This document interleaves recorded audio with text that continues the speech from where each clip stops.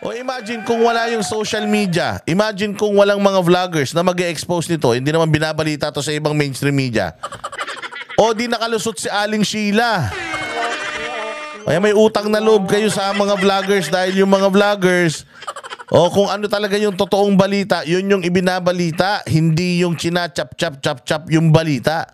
Oh. Dito kami doon. Sinasama nyo yung issue na ito, for what? Unang-una, ikaw, si Alice, alam mo naman na hindi yan part ng EJK. Dahil last year, again, inulit ko last year, June yan pinatay. Kinumpirma rin ng Jara Funeral Services sa isang Facebook. Yan ito pa maganda sa mga Duterte supporters. Pag nag-expose sila, meron silang ebidensya. Utang ina tong mga extrajudicial killings, mga ulol. Wala nga kayong ebidensya eh. Hindi nyo nga may pakita kung sino yung 30,000 na yan. Putang ina nyo pagdating dun sa ICC, ang pinatay 43 mula 43 mula 2011 hanggang 2019. So 2011, 2019, ilan yun? So 8, sabihin na natin 8 years. Within the span of 8 years, tingnan natin ilang piraso yung namatay. Asa na ba yan? Ang namatay ay 43. Divide, ilang taon? Divide 8. Putang ina niyan. So ang lumalabas sa isang taon, lumalabas lang na may 5 lang na namamatay. 5 sa isang taon sa loob ng 8 taon.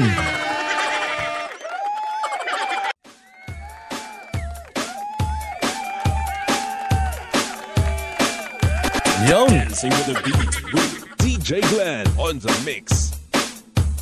Marcos Bangag, Marcos Bangag, Marcos Bangag, Marcos Bangag, Marcos Bangag, Marcos Bangag. Grabe naman. Iba naman yan tugtog na yan. Marcos Bangag, Marcos Bangag, Marcos Bangag. Ay, maganda. Sumabit.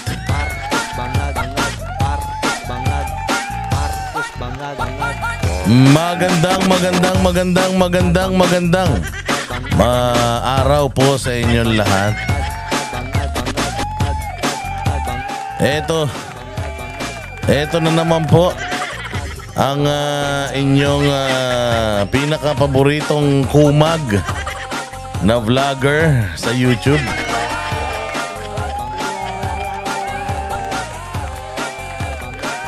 Ay, magandang araw sa inyo. Kamusta naman po ang inyong buhay-buhay? Ito na naman si Boss Dada. Another day. Another uratan session.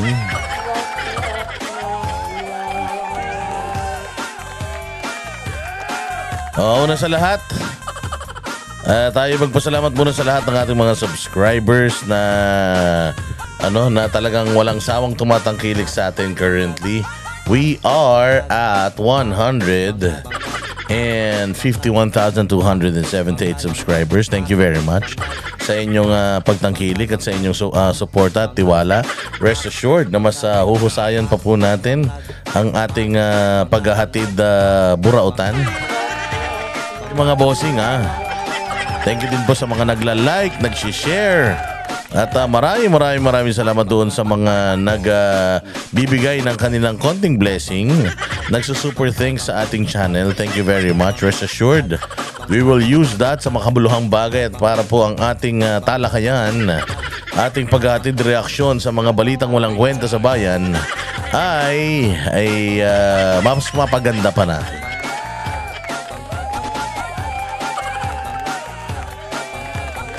Salamat po. At tayo na naman po, ito na naman.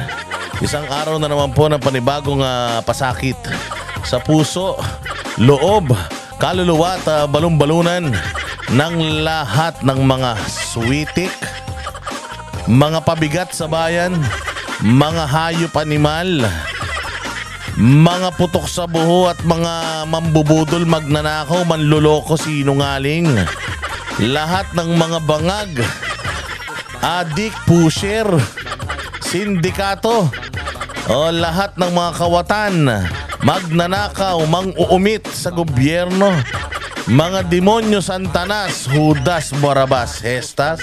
Ito na naman po ang kanilang pinakapaboritong vlogger na talaga naman. Oo, ang latay ay hanggang kaluluwa. Bigay na bigay.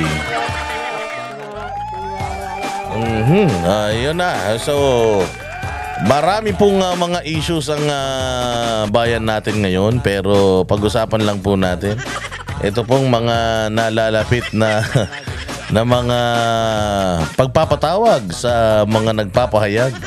O kaya nga sabi ko nga sa inyo, habang si Boss Dada ay nakakapagpahayag pa, habang tayo ay nakakapagsalita pa dito sa YouTube, samantalahin nyo na kasi baka malay nyo naman. Baka malay mo sa sobrang demonyo ng pamahalaan natin, sobrang pagkasatanas at balat sibuyas ng mga nasa gobyerno, patahimikin tayo.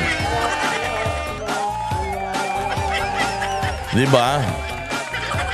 Napaka-aarte pa naman ng mga yan. Putang ina, hindi sila pwedeng sitahin, hindi sila pwedeng batikusin.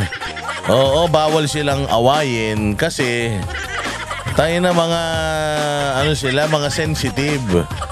Sensitive na naturingan itong mga hayop. Nakaw ng nakaw sa gobyerno tapos sensitive. Hindi naman pala makapalambalat sa sa tawag dyan yung pagsisita sa kanila, sa kritisismo. Hindi naman pala balat kalabaw sa kritisismo, pero ang kakapal ng mukha magnakaw sa gobyerno. Di ba? Kamusta na ba ang buhay? 3 taon matapos po ang panunungkulan. 3 taon na pong nasa panunungkulan itong ating pinakapaboritong presidente, pinakamahal na presidente. Hindi ba? Ano ba nangyari sa bayan natin? Tanungin mo sarili mo, masaya ka ba? Ikaw na nanonood ngayon, tanungin kita, masaya ka? Tatanungin kita, safe ka? Tatanungin kita, ikaw mismo, sa tingin mo nagbalik ang droga? Isa pang tanong, sa tingin mo sa dami ng pera ng Pilipinas mula 2022, 2023, 2024 at ngayon 2025 na, may naramdaman ka ba sa pera ng pamahalaan? Sa taxpayers natin, taxpayers money, sa lahat ng mga buwis na ibinibigay natin dito sa ating gobyerno, naramdaman mo na ba yung biyaya galing sa buwis mo? Maganda ba ang mga kalsada? Meron bang bagong kalsada? May bago bang ospital? May bago bang mga proyekto na binubuksan, na pinasisimulan at natatapos sa loob ng 3 taon? Putang ina niyan. May naranasan ka bang ginhawa sa buhay? Ay, simpleng mga katanungan lang yan. Yan po ay tanong na kayo po mismo ang sasagot. Pakilagay po dyan sa comment section kung inyo pong mga sitwasyon ngayon, kung yung aking mga tanong, ano po mga sagot ninyo, ilagay nyo dyan para mabasa naman ang gobyerno natin. Kasi yung gobyerno natin, putang ina niyan, masyadong nakafocus dito sa ICC, masyadong nakafocus dito kay Pangulong Duterte sa impeachment. Pero puta, tanungin mo yung sarili mo, naramdaman mo na ba ang mayor mo? Naramdaman mo ba ang congressman mo? Naramdaman mo ba ang mga senador? Naramdaman mo ba itong punyemas na presidente natin na nakasama kanya sa hirap at ginhawa, parang sa ginhawa lang kasama? Nung nanalo na, wala na. Bigla nang nagtengang kawali Hindi ba biglang wala na, naririnig, ano? Eto nga, kaliwat kanan ang pagpapasara. Kaliwat kanan ang pagpapasara ng Meta diyan sa mga Facebook pages ng SMNI. Diyos ko po, hindi kayo lumaban ng patas, hindi kayo nahihiya. Utang ina ninyo, nasa inyo na ang pera ng gobyerno. Nasa inyo na ang pulis, nasa inyo pa ang militar.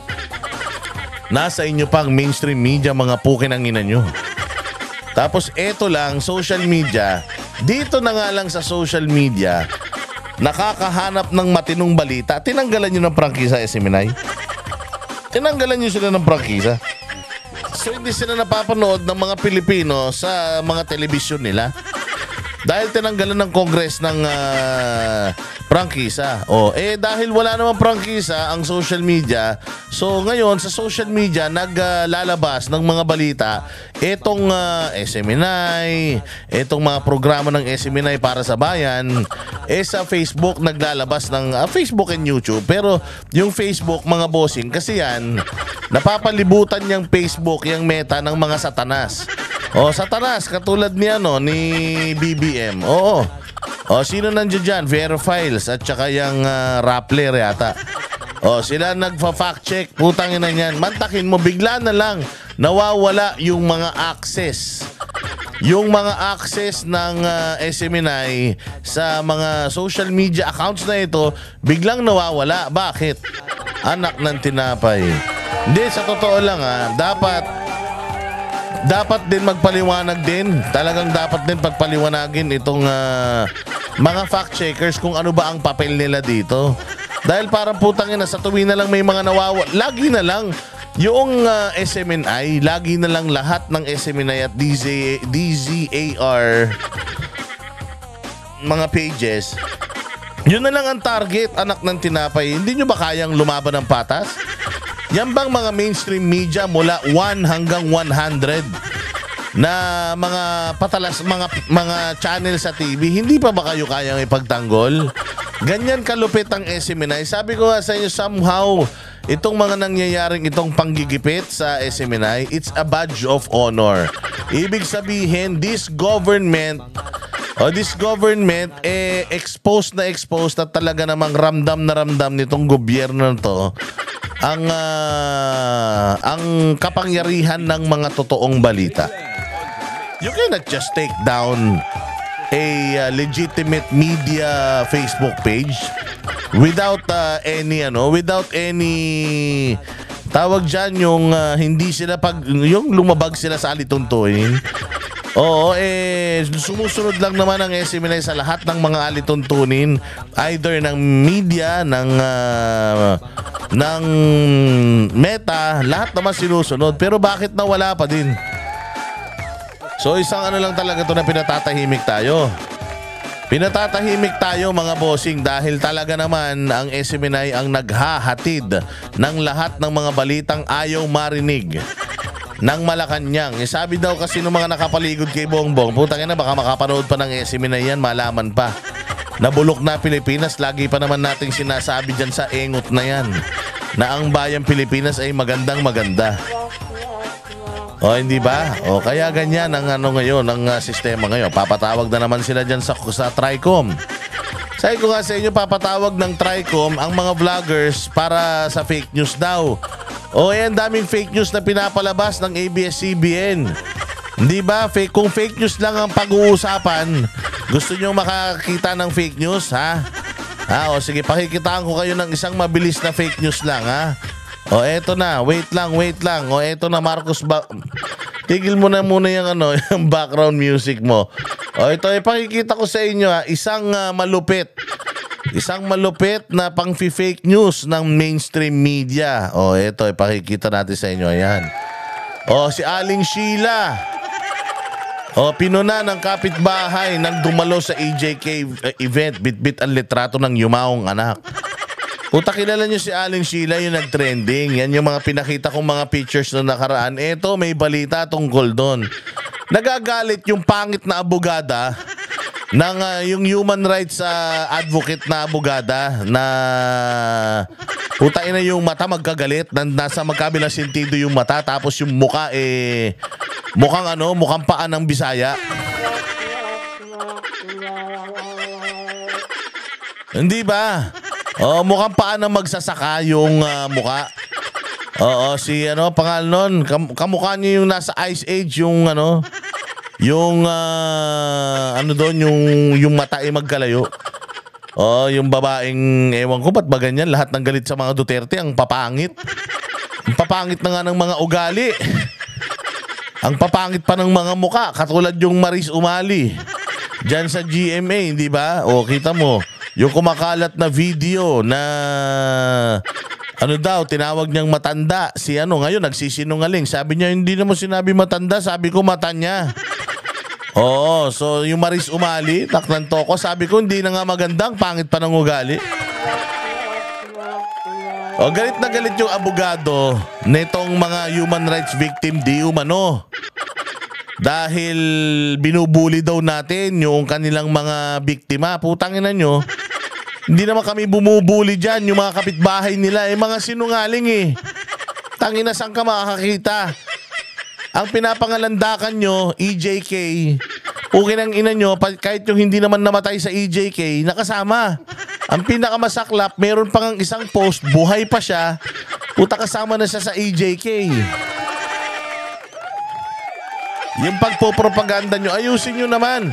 Mantakin mo meron kayong 30,000, 30,000 di umano na mga instances ng extrajudicial killing ng Pangulo.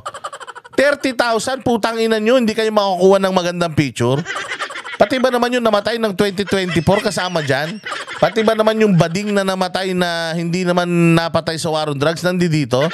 Pati si Pemberton nandyan, putang ina, pati yung Hinazing nandito, hindi naman extrajudicial killing yun Mga pukin ng ina ninyo, 30,000. May mga ganun pa kayong sinasabi, 30,000 victims of extrajudicial killing. Putang yan.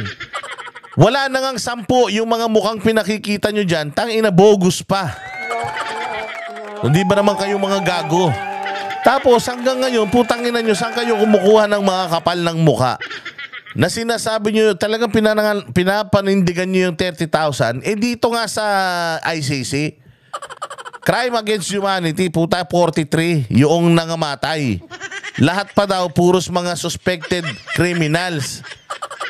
Walang hiya na yan, 30,000, 43, tapos ngayon naman gumagamit pa kayo ng picture na hindi naman pala namatay sa war on drugs. So baka wala naman talagang biktima. Baka naman kayo lang talaga gumagawa ng kabulastugan dyan.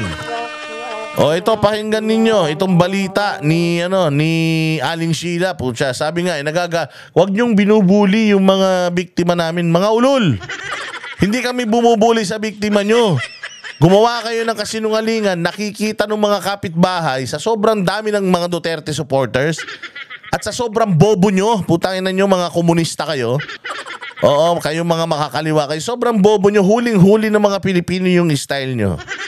Oh, yung kapitbahay ni Aling Sheila, nag-comment. Aling Sheila, putangin na mo, tumigil ka nga. Kung ano-ano pinagsasabi mo dyan, di naman namatay yan noong panahon ni Duterte, 2020 po, si Bongbong na presidente nung namatay anak mo, gago. O, sino may kasalanan kami? Yan ang sinasabi ko. Masyadong matatalino at totoong mga tao yung mga followers ng Duterte, kaya hindi makakalusot yung mga kabulastog at mga kakupalan nyo. Kayo-kayo na lang ang naglolokohan. O ito, pakinggan ninyo tong balitang to tungkol kay Aling Sheila. Na nasaktan ang isang pamilya ng yumaong individual matapos gamitin ng Bayan Europe ang litrato ng kanilang kaanak sa isang rally na iniuugnay umano sa extrajudicial killing. Samantala, pinuna naman ng kanyang kapitbahay si Aling Sheila matapos itong dumalo sa isang pagtitipon na may kinalaman sa EJK bitbit ang litrato ng yumaong anak. Si Jason Rubrico magbabalita. Hindi napigilan ng netizen na si Victoria Banal na punahin ang kanyang kapitbahay na si Aling Sheila matapos makita ang larawan. Ayan o. Utang ina, nakita niyo yung kapitbahay niyang chismosa. Anak ng tinapay ka, kaya pala panay ang mo pakain mo sa bahay niyo Kaya naman pala panay ang videoke niyo sa bahay niyo Pucha, may kubrahan ba naganap dito? Anak ng pucha si Aling Sheila, huling-huli sa akto, nasa harapan pa.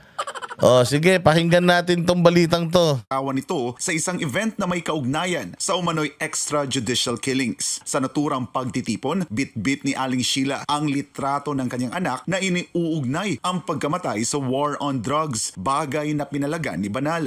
Sa panayam ng SMNI News, iginiit ni Banal na taong 2024 nasawi ang anak ng kanyang kapitbahay.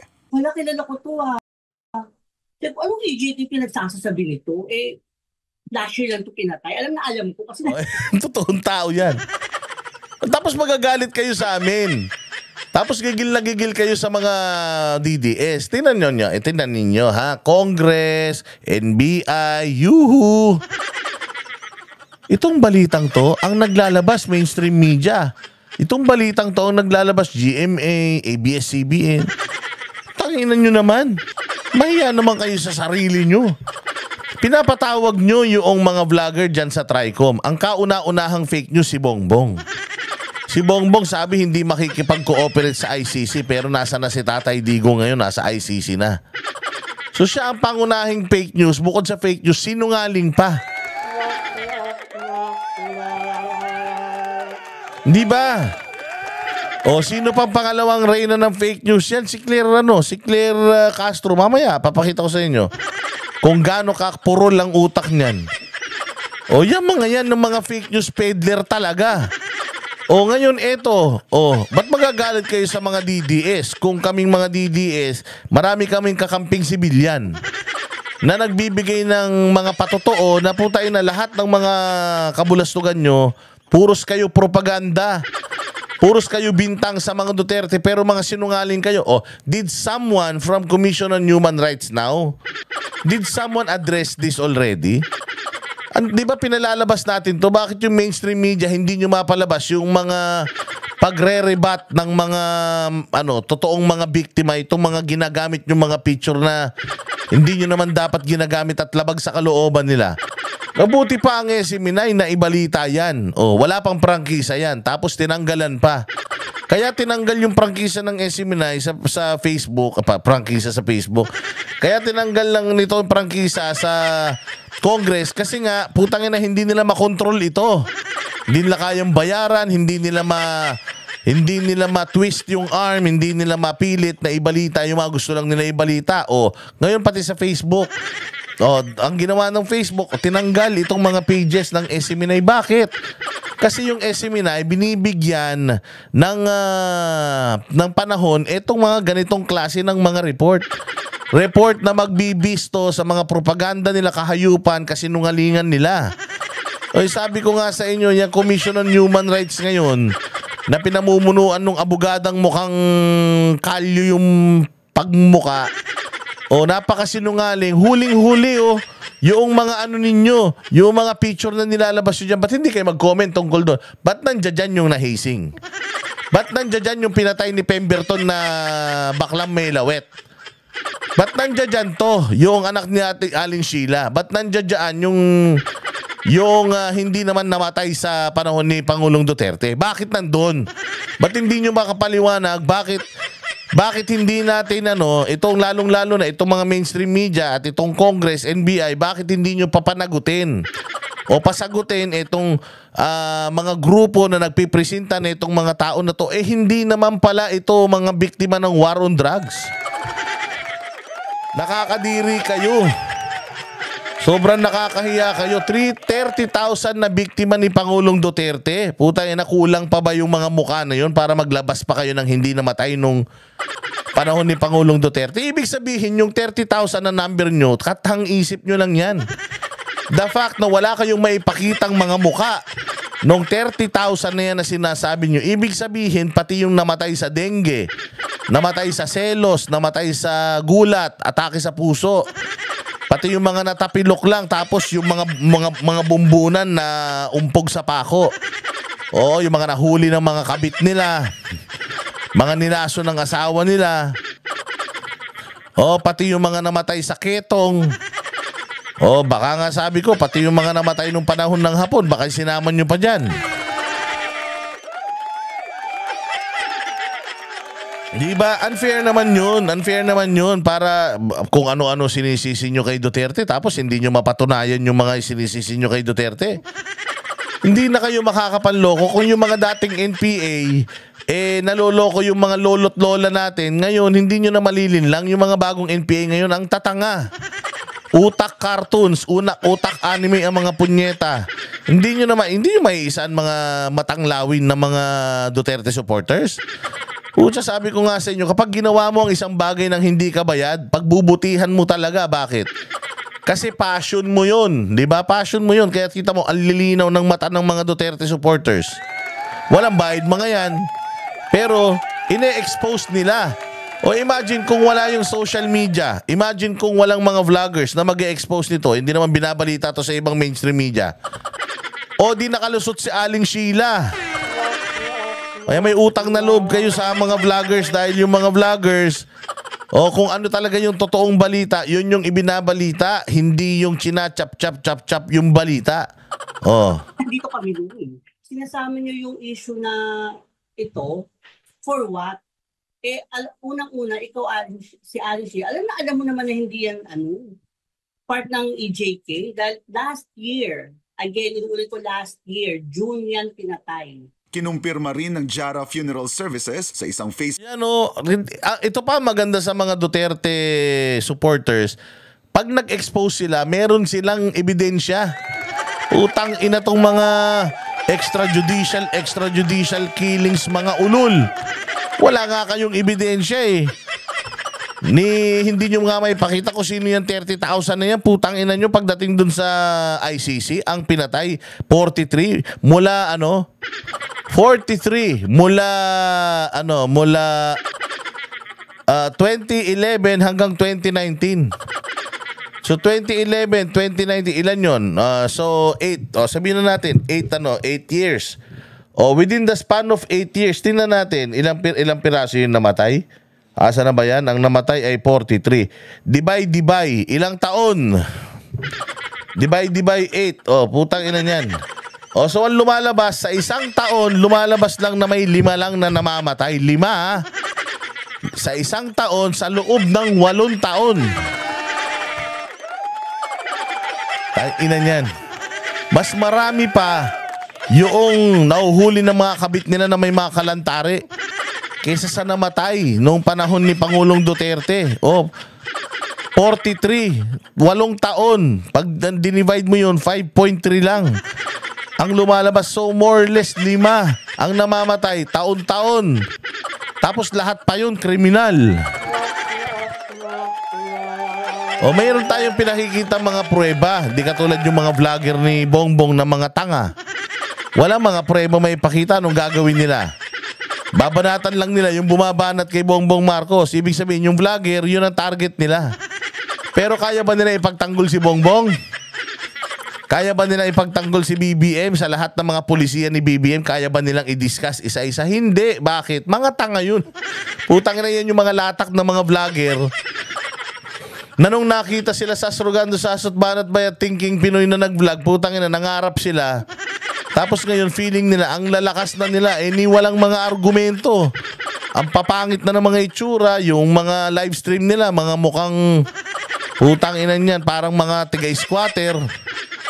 Pati yung mga gamit na ginagamit nila pang vlog, yung iba nagkukurtina. Kurtina lang ng itim. Ay na, yung iba naman parang sa junk shop nagbablog. Pusa yan, yung mga nakuha ng mga quality ng gobyerno. Tapos ngayon galit na galit kayo sa amin. Huwag kayo magalit sa amin kung ganito itsura namin sa mga live stream namin.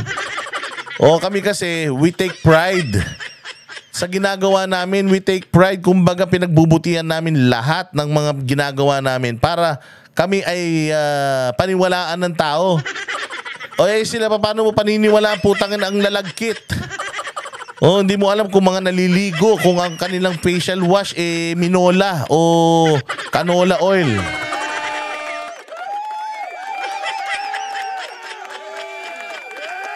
Hindi ba? Sabi ko nga sa inyo, ako ganito ako, yung skincare ko. Tayo na, baka hindi afford ng mga basurang vlogger ni Bongbong. Ganito kami kapag nag-present sa inyo, may ebidensya. Ay sabi ng Jara Funeral Services, namatay yan June 2024. June 2024. Utangin na presidente si Pangulo hanggang 2022 lang Tapos ipinapaskil nyo to sa mga nyo, Justice for EJK. Putangin na nyo. Yan ang dapat na iniimbestigan ng NBI at ng TRICOM. Yung mga mainstream media at itong Commission on Human Rights, bakit sinasama nila dyan sa rally-rally nila ng mga namatay nung EJK? Yung hindi naman kasali sa EJK, ano yun? Tanim EJK? Facebook post na pumanaw ang individual na nasa litrato noong June 2024 sa isang ospital at naiulat ito sa Caloocan City Police. Binigyang diin ni Banal na wala siyang masamang intensyon sa kanyang pagsasalita laban kay Aling Sheila, ngunit aniya, hindi rin tama na magpakalat ng fake news. Gusto ko lang ipaalam sa tao na we know the truth. Hindi yung totoo na victim yun ng EJK kasi I personally know the guy eh. Kaya parang it's unfair naman for the Filipino people na ipagkalat nila na gano'n. I have to let everyone know na kung ano yung alam ko. Oh, Englisher pa si ate. I have to let everybody know. Unfair naman sa mga Filipino people. Actually, hindi unfair sa mga Filipino people. Unfair yan sa mga Duterte because ito yung ginagamit nila para pagmukhang masama ang mga Duterte. Wala. Totoong tao itong mga DDS na matatalino, may mga resources. Bistado. Oh. Which is naman talaga. Hindi naman, hindi naman makakapera dyan. Hindi naman napigilan ni Christine Tangonan ang kanyang Oh, ito katulad tong kay Christine Tangonan. Oh, gusto ko lang linawin yung kapatid ko si Aldrin. Putang ina, ba't nasama si Aldrin dyan? Hindi naman namatay si Aldrin dahil sa droga. Pucha, nakarating pa siya ng Amsterdam, ng the Netherlands, ng ICC. Oh, tangina talaga tong mga Gabriela na to, itong mga makakaliwang grupo na to, mapaggawa talaga ng istorya. Para lang pasamahin si Pangulong Duterte kahit hindi naman namatay nung panahon niya. O ito, inilalabas na nila. Putang ina, hindi kayo nahihiya dito? Hindi kayo nahihiya, mga kupal kayo? Antayin nyo ako dyan sa dahig. Papunta ako dyan. Putang ina, lahat tong mga makakaliwa na to. Pucha, may mga sampal sa akin to ng magdadala ako ng alpombra. Dismaya at matinding hinanakit. Yan ay matapos gamitin ng Bayan Europe ang larawan ng kanyang yumaong kapatid na si Aldrin Tangonan sa isang rally sa The Hague, Netherlands at ilarawan itong biktima ng war on drugs. Una-una sir, siyempre galit. Bakit sir, bumabalik po ang alaala namin ng gabing pinatay po si Aldrin, pinaslang na dahil lang po sa selos. Nang makita namin ito sa TV. Dahil sa selos, sutangin na yun. Extrajudicial feelings yun. Oh, extrajudicial feelings. Mantakin mo tong putang inan tong Gabrielang kupal na to.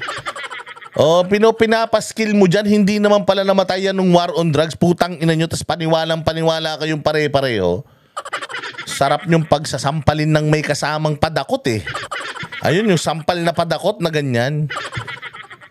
Parang napakawalang hiya nang gumamit ng gano'n na bakit nila ginamit si Aldrin na ganyan na hindi naman po totoo. Binigyang diin ni Christine ang katotohanan sa likod ng pagkamatay ng kanyang kapatid. Isang krimeng bunsod ng selos at hindi ng anumang operasyong may kinalaman sa illegal na droga. Extrajudicial feelings nga.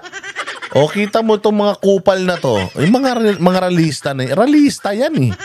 Yung mga ralista na yan, mga makakaliwa yan.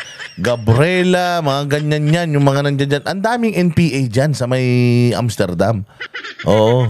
Dagdag pa niya, sa halip na babawasan ang sakit na kanilang dinadala, lalo lamang umanong nagpapabigat sa kanilang pagdadalamhati ang pagbaluktot sa katotohanan. Nasaktan po talaga kami sir kasi nung parang na-recall namin sir yung mga pangyayaring ng araw na pinatay si Aldrin po. Bakit nagawa nila yon? Dapat papanagutan po sana nila sir. Maawa naman po sila. Kung may mga konsensya pa sila, wag na po sana nilang ulitin ang mga ganyang pangyayari. Dahil masakit po sa part ng mga biktima po. Nakita nyo? Di kayo nahihiya sa may-ari ng mga patay na yan.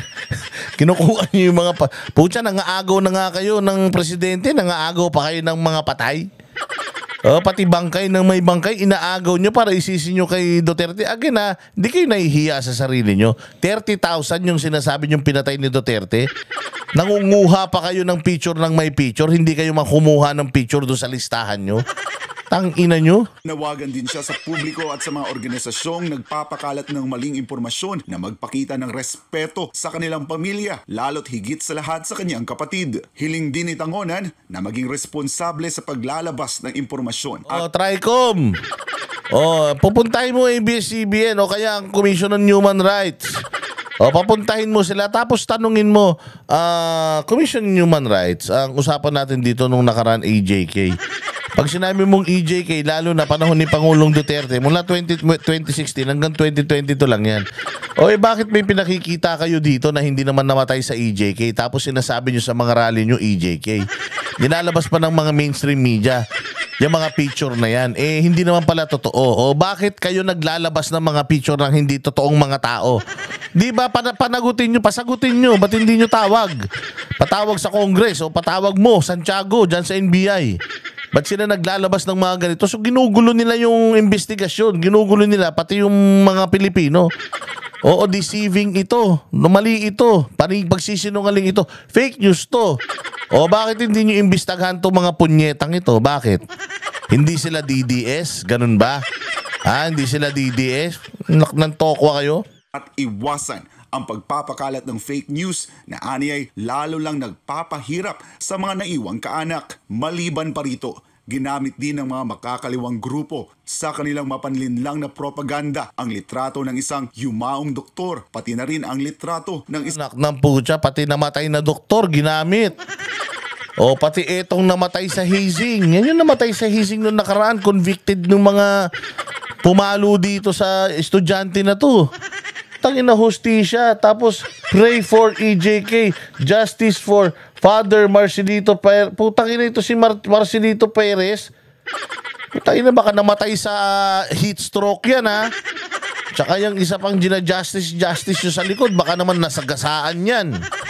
Oo, tapos pinasasagot nyo pa rin kay Duterte, mga walang hiya kayo ha. isang law student mula sa University of Santo Tomas na namatay noong 2017 dahil sa hazing at hindi sa Namatay nga naman noong 2017, pero puta, hindi namatay sa tokhang yan. Hindi namatay yan.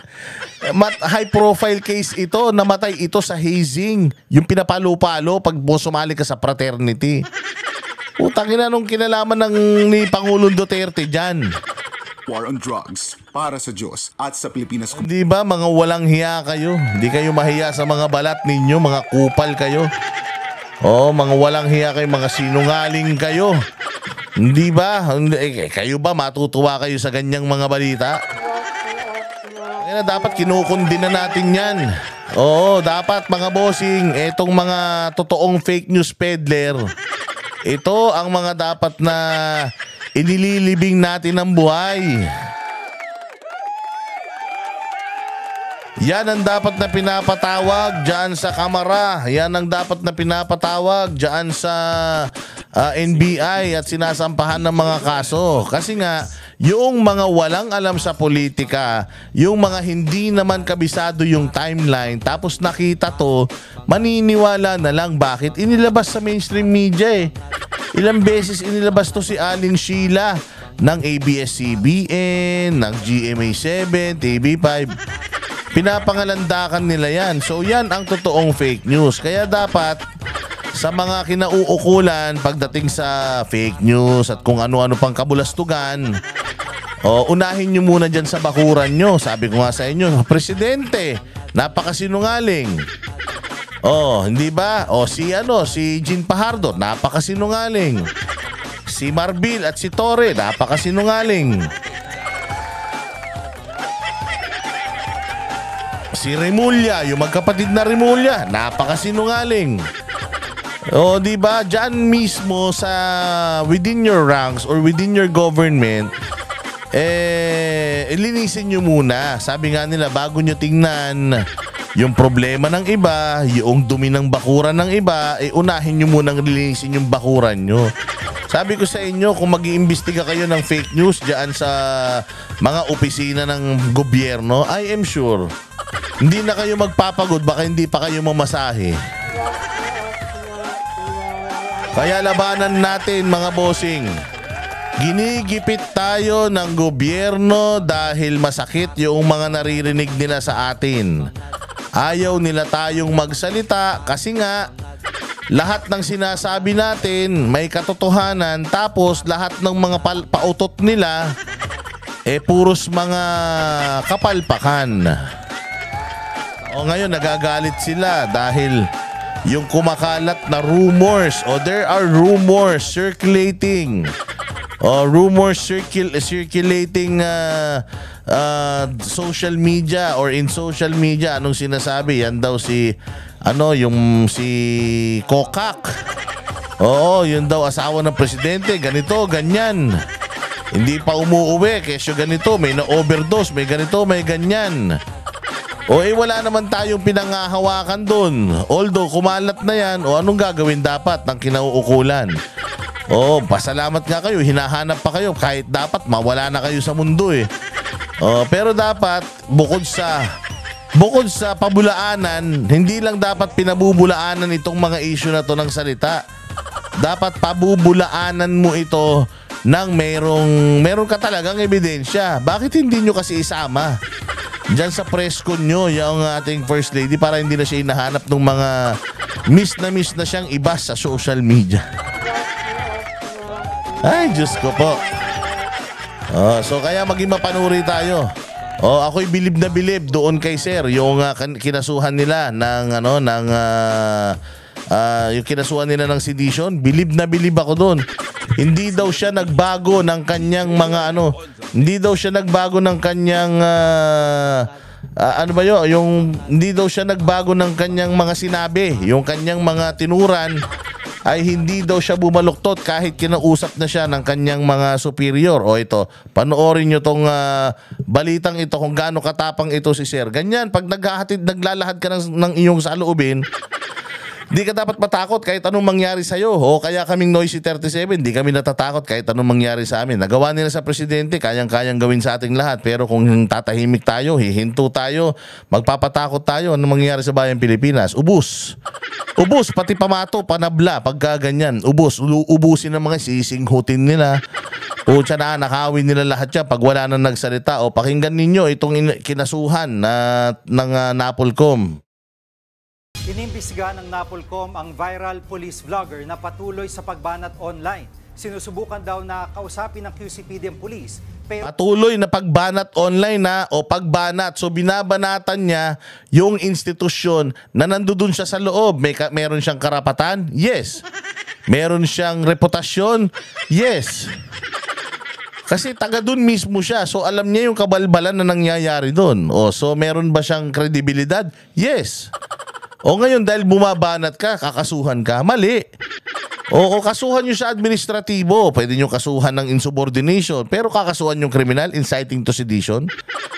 Paikot-ikot kung pinapanood yung video nito, walang sinabi to na mag-aklas tayo sa gobyerno, labanan ng gobyerno. Walang ganun. Sinabi lang niya yung kanyang prinsipyo na kung mali ang prinsipyo mo, puta, masasaktan ka talaga. Ganun ang mga banateros. Kung mali ang prinsipyo mo, sinita ka, nasaktan ka, ibig sabihin totoo. Pero sarado na raw ang kanyang pag-iisip. Nasa frontline balitang yan si Brian Castillo. Wala akong pakialam sa ranggo mo, kahit ano ka pa, kahit general ka pa. Kahit ikaw pa ang hepe ng PNP, kahit ikaw pa yung pinakamataas sa buong mundo. Kahit sinampahan na ng reklamong inciting to sedition, wala pa ring preno sa paninita sa gobyerno ang police vlogger na si Patrolman Francis Steve Fontillas. Nag-ugat ito ng hayagan niyang sabihing mali ang pag-aresto kay dating Pangulong Rodrigo Duterte. Mali talaga eh. So yun ay opinion niya. Kapitbahay namin, ganun din opinion eh. Yung pinsan ko, ganun din opinion. Yung kapitbahay ng kapitbahay ko, ganun din. Kayo, ganun din opinion. Pakukulong nyo kami lahat? Dahil lang sinabi namin na mali yung pag-aresto nyo kay Pangulong Duterte, ipakukulong nyo kami lahat? Putang inang yan. Anong klaseng pag-iisip yan? Kaya raw ni Fontillas sa depensa ng kanyang sarili kahit pa walang abogado. Ayon sa Quezon City Police District kung saan nakadestino ang pulis, sinusubukan nilang kausapin si Fontillas. We tried all our effort.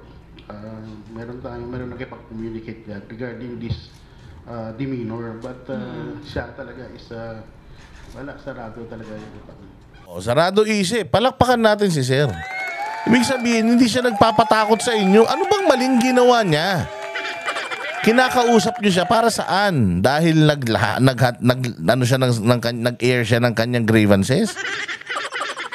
Wala yun sa sinumpaan niyang tungkulin. Ang sinumpaan niyang tungkulin to serve and protect. And if para sa kanya, serving the people is telling the people how crooked all of you in PNP, kayong mga nasa PNP, gaano kayo ka-crooked, ano yun? Kumbaga part ng pagsisilbi niya sa bayan yun.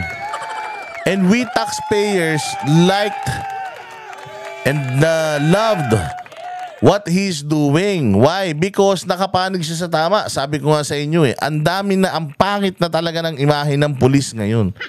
Ganito pa mukha na talaga namang napakapangit na ng imahe ng pulis. Kaya yung nakita namin na may mga ganito pa ring pulis na talagang willing to sacrifice yung karir nila para lang sa prinsipyo, palakpakan yan.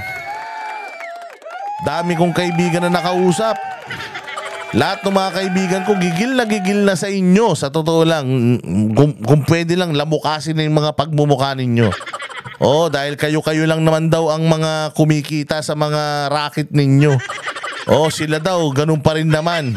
Tapos silang inuutusan yung gumawa ng mga kabulastugan ninyo. Diba? So yun yung sinasabi natin mga bossing na tumayo ka sa prinsipyo mo. At pag tinayuan mo yung prinsipyo mo, kahit anong yugyug nila sa'yo, basta nasa tama ka, hindi ka nila kayang patumbahin. Sa ngayon, hinihintay pa ng QCPD ang pagbabalik ni Fontillas na nakalib simula pa noong March 6 hanggang ngayong araw. Yan ay kahit hindi ito aprobado ng PNP o tinuturing na absent without official leave. He is to be restored first para ma-implement natin yung restricted custody. We are finding ways na kung meron siyang maipost na pwede nating inquestable offense, we will arrest him. Kung hindi na tuluyang papasok, posibleng masibak si Fontillas. Hiwalay pa ito sa kanyang 5 administrative cases. Hindi tinapos ni Fontillas ang kanyang neuropsychiatric evaluation noong Lunes, kaya walang bagong basihan ng QCPD kaugnay sa kalagayan ng kanyang pag-iisip. Hindi po na... Putang ina, pag pulis, inaano nyo yung pag-iisip? Pinag-aaralan nyo yung isip kung may topak. Putang ina, ba't hindi nyo kaya i-demand dyan sa presidente natin? I-demand nyo sa presidente natin kasi yan, patrolman lang yan.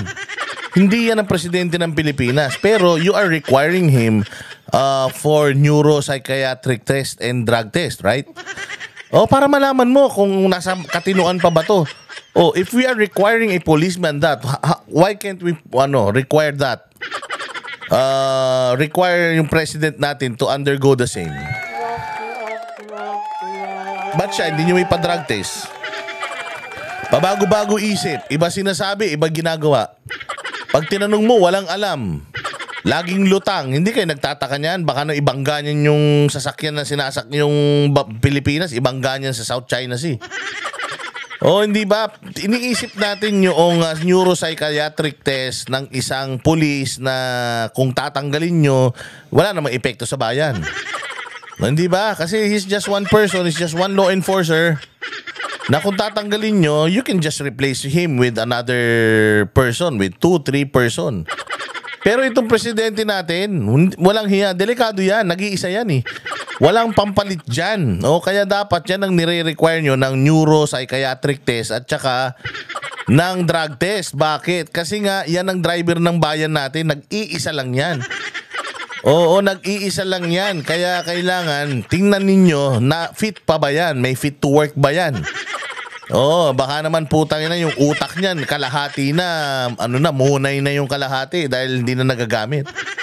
Kaya cotton candy na yung kalahati. Hindi ba?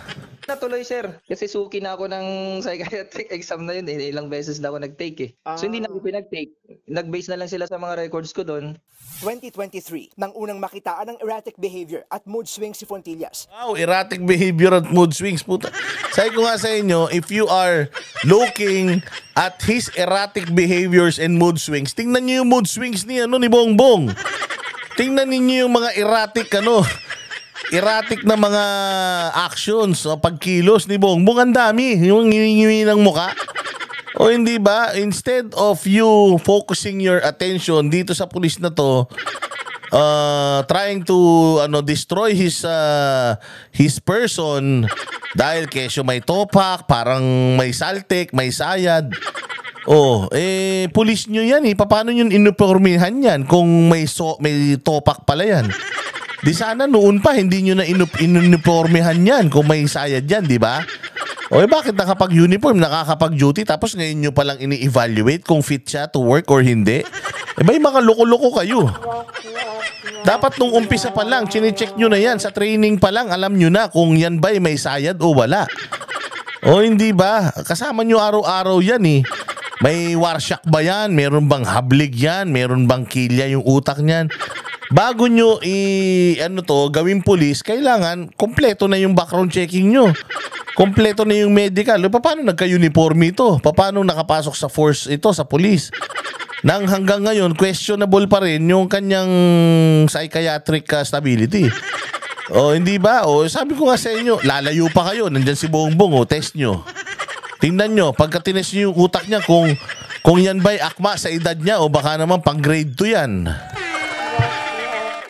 Kaya sumailalim sa medication, sinabi ni PNP Chief Romel Marbil, walang lugar sa kanilang hanay ang pagpapahayag ng pinapaborang panig sa politika. Magsilbi raw sanang warning. Jesus! Dahil mong alam, Marbil, putang ina, ba't ka dumaan sa may Ba't ka dumaan sa EDSA busway, putang ina? Bawal kong dumaan doon, ba't ka dumaan doon? Wala pong lugar sa PNP yung lumalabag sa batas. Bakit ka lumabag sa batas? Marbil, bakit ka tumawid doon sa hindi mo naman dapat tawirang, kupal ka? O, taas ngayon sisitahin mo yung mga opisyal mo, yung mga pulis mo. Ikaw mismo hindi ka sumusunod sa regulasyon.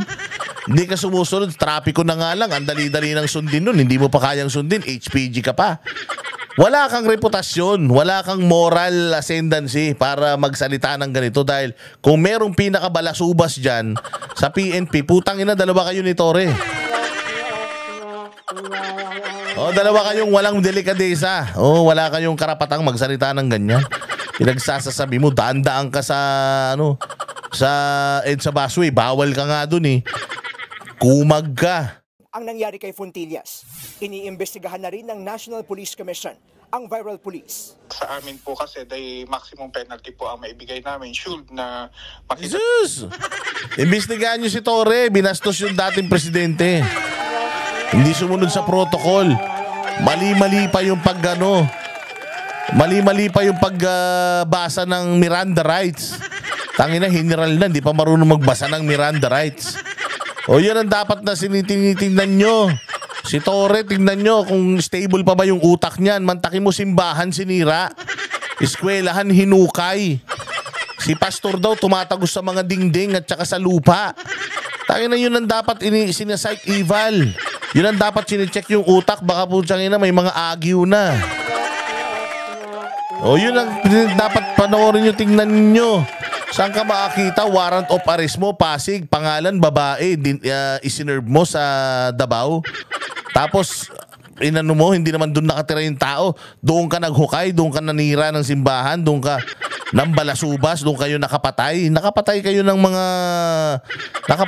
ng member doon, ha? Kapal ng mukha nyo. Yan ang dapat na unahin nyo. Nagsasasabi nyo. Meron siyang pagkakamali is dismissal from police service. Kasunod ng nangyari, gusto ng Malacanang na maging istrikto sa pagsala ng mga pulis ang PNP. Putangin na, gusto nyo istrikto sa pagsala. Hindi nyo nga nasala ng maayos ito si Claire. Putangin na, hindi nyo nga nasala to. Matindi tama ng utak nito eh. Tingnan nyo, mukha pa lang, mukha ng mandudura. Tigil nyo na yan. Meron pa kayong kailangan salain. Puta, kung magaling kayo magsala, hindi sana itong nakuha nyo. Wala na kayong masala, kamo. Puta ka na, kaya kahit sino na lang tambay dyan, kahit sino na lang vlogger dyan, putang ina, wala naman silbi. Bopols naman yung mga yung mga diskurso.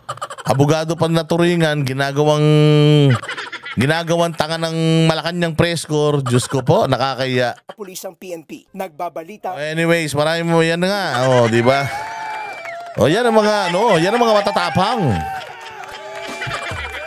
Yan ang mga matatapang ng mga pulis. Hindi ba?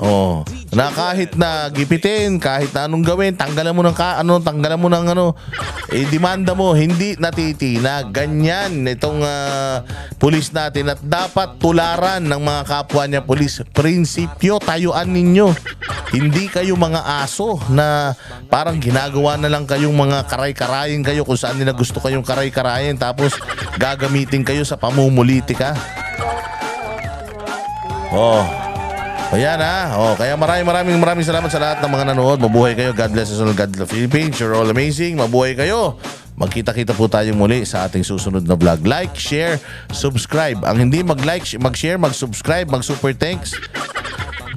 Kukunin na ni San Pedro. Maraming salamat po. Magandang gabi po sa lahat. Kami ang boses ng masa, hindi natatakot.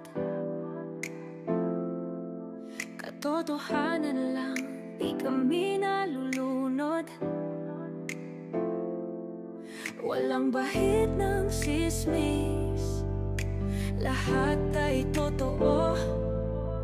Kahit sino ka pa, pag mali ka babanatan ka. Walang pinipili kulay, wala kaming kinikilingan. Basta para sa bayan, kami lalaban. Pagdama palakpakan, pag mali banatan. Di matitinag, di matatakot, para sa bayan tuloy ang sigaw. Sa harap ng kamera, walang halong takot. Mga baluktot, lahat kayo'y tutok.